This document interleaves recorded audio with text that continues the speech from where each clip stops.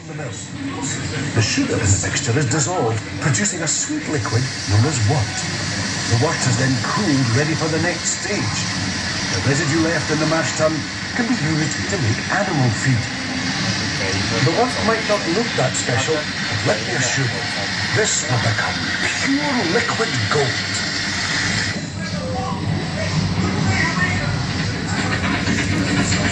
The importance of this microscopic yet explosive living organism simply cannot be underestimated. Amazing!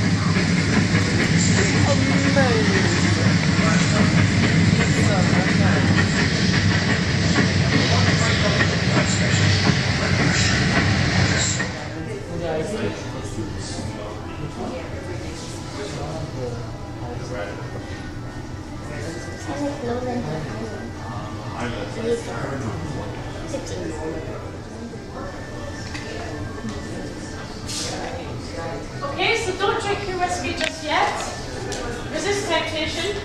We'll be doing our whiskey tasting in a much nicer room next door.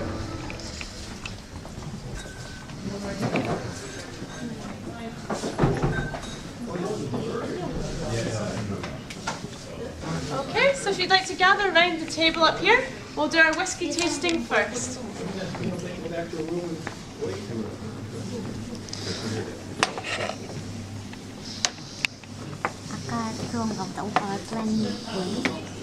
So if you hold it up against a white light, it's the best way to have a look at it. So if you have a lighter coloured whiskey, it's probably younger, and it's maybe been matured in ex-bourbon casks that we import from America. They're made from white oak. That really affects the colour.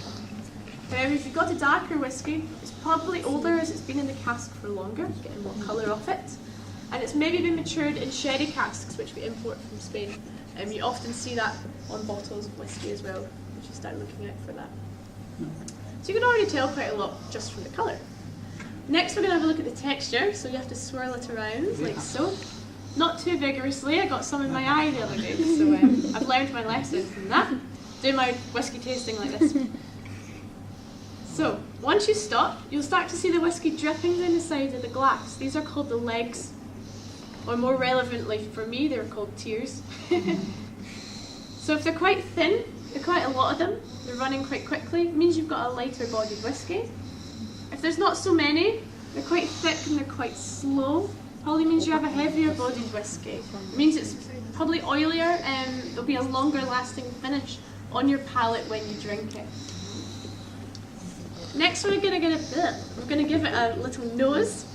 So let's have a wee smell. Now at first, you don't need to pretend, you might just smell alcohol. And that's normal, so don't worry. The best way to overcome that is just to take it away for a second and do it a few more times. And you should start to get some of the flavours we were talking about earlier. So if you've got your lowland, you're looking out for citrus, maybe some grain, Speyside, your fruit. Isla, you should just straight off smell smoke. Very strong.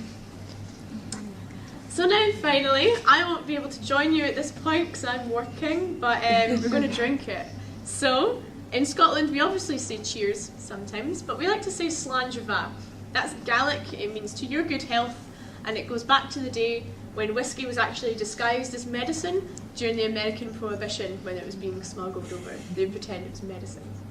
So, it's still medicinal in many ways. Slàinte. Then you've got Lowland, along Highland, Speyside and Isla. And they're all alphabetised within the region, so if you're looking for something in particular, it's a good way to find it. Everything else in the dark is blended whiskey, so you'll see there's a lot more blends than single malts.